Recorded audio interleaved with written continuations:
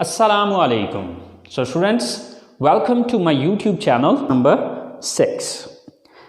Class number 5 के अंदर हमने सिंपल क्वेश्चन के आंसर करना सीखा था कि किस तरह से हम हाँ में जवाब देंगे और किस तरह से ना में जवाब देंगे। आई होप सो आप लोगों ने ट्राई किया होगा, उसको प्रैक्टिस किया होगा और क्वेश्चन भी बनाए होंगे और उनके फिर आगे यस नो में आंसर्स भी किए होंगे। सो गाइस, आज हम आंसर्स को ही अंडरस्टैंड करेंगे, लेकिन आज हम ये चीज़ देखेंगे कि सवाल के अंदर से हम किस तरह से जवाब को निकालते हैं। मीन टू से कि जस्ट जो क्वेश्चन हमसे पूछा गया है उसी क्वेश्चन के अंदर एक से दो लफ्ज़ों के अंदर चेंजिंग करके आप उसका आंसर किस तरह से बनाते हैं। देखिए, ज़्यादातर हमारे सवाल का जवाब हमारे सवाल के अंदर ही मौजूद होता है, जस्ट हमें एक से दो चेंजेस करके उसको आंसर में कन्वर्ट करना होता है। तो चले आए स्टार्ट करते हैं कि किस तरह से। सो स्टूडेंट्स, ये कुछ सेंटेंसेस हैं, कुछ क्वेश्चंस हैं, तो चले आए देखते हैं कि हम इन क्वेश्चंस के आंसर इन्हीं क्वेश्चंस के अंदर से किस तरह से निकालेंगे। सो क्या आप कॉलेज जाते हैं? Do you go to college? Okay, so now we gonna give the answer. तो आप देखेंगे इसमें यही सारा सवाल रहेगा, आपको डू की जगह यस या नो लगाने की ज़रूरत है। यस, अब देखिए इसके दो ही पॉसिबल आंसर है, या तो यस होगा या फिर नो होगा। सो इस यू को चेंज कर लेना आई में, बाकी अगला सारा सेम टू सेम यही रहेगा। हाँ, अगर आगे को प्रोनाउन आ रहा है तो उसको चेंज करने की ज़रूरत है, बट प्रोनाउन चूँकि अभी डिटेल से हमने पढ़ा नहीं है, उसको अभी डिस्कस नहीं किया, इसलिए मैं उस डिटेल में अभी फिल वक्त नहीं जाऊँगा, लेकिन अगली क्लासेस में इंशाल्लाह उसकी भी डिटेल आपको बताऊँगा। सो यस आई, नेक्स्ट जो बकिया बचता है सवाल के अंदर सेंटेंस, वही सेंटेंस हम यहाँ पर लगा देंगे। So yes I go to college. So अगर आप इस आंसर को देखें तो हमने सिर्फ ये दो वर्ड चेंज किए, बाकी सारा वही सवाल वाला ही उठा लिया। अब इसी को अगर हम नो में कर दें तो यस की जगह लगाएंगे नो आई, और यहां पर आप डोंट लगाना पड़ेगा। No I don't go to college, क्योंकि ऑलरेडी आपको पता है कि जब हम नेगेटिव बनाते हैं तो सब्जेक्ट के बाद हम डोंट लगाते हैं। सो नेक्स्ट क्वेश्चन, क्या मैं इंग्लिश बोलता हूं? Do I speak English? क्या मैं इंग्लिश बोलता हूं? अब गाइस यहां पर एक चीज याद रखनी है कि अगर सवाल के अंदर सब्जेक्ट यू आ रहा है तो उसको आई में चेंज करेंगे, और अगर सवाल में आई आ रहा है तो उसको यू में चेंज करेंगे। सो जैसे कि डू की जगह यस, यू को आई को चेंज किया यू में। Yes you speak English. Yes you speak English. अब अगर नो में यही आंसर करना है तो यस की जगह नो लगा दें यू, और आगे आपको पता है कि सब्जेक्ट के बाद डोंट लगाना है। No you don't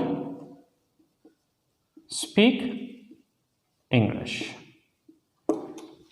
know you don't speak English. Next question is, क्या हम क्रिकेट खेलते हैं?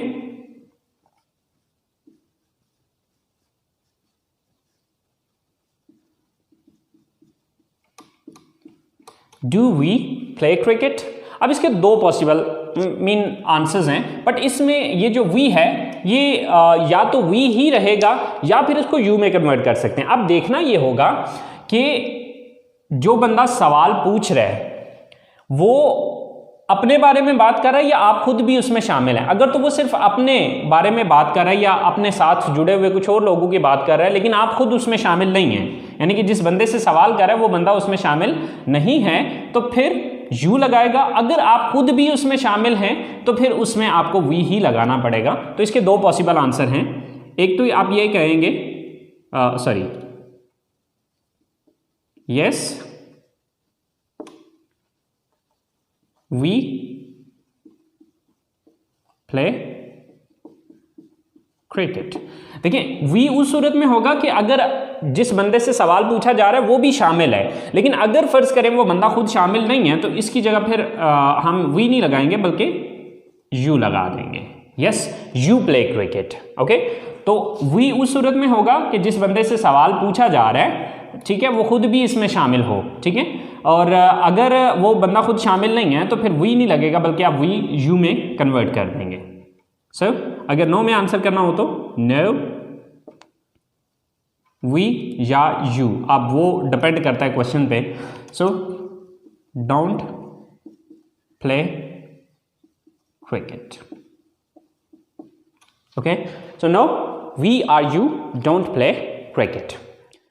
सो हमारा नेक्स्ट क्वेश्चन है, क्या वो किताबें पढ़ते हैं? डू दे